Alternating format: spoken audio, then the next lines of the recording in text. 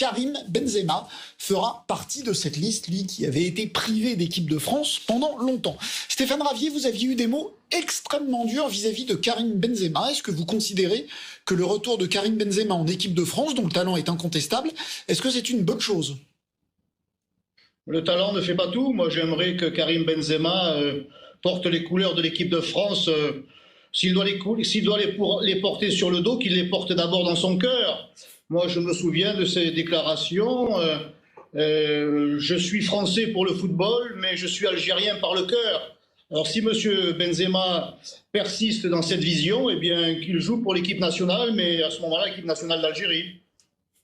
Mais vous dites souvent les Français d'abord. À ma connaissance, Karim Benzema, il est français.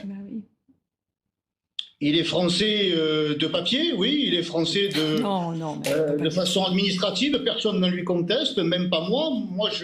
C'est Karim Benzema qui s'exprime le mieux sur son appartenance à la France, sur son amour de la France, sur son attachement à la France. Une fois, et il nous fait savoir qu'il aime la France lorsqu'il s'agit de football, c'est-à-dire lorsqu'il gagne des sommes astronomiques, mais lorsqu'il s'agit d'être attaché à une patrie, d'être attaché à une nation, à des racines, c'est plutôt la nation algérienne qu'il préfère. Donc je l'invite à faire un choix, à trancher, et puis il y a aussi du football en Algérie. Peut-être que les salaires sont bien moins importants, et c'est même assurément pour ça qu'il continue à jouer ici en Europe en général et peut-être en France en particulier dans quelques jours. Donc ça vous choque, son retour en équipe de par oui ou par non, son retour en équipe de France vous choque?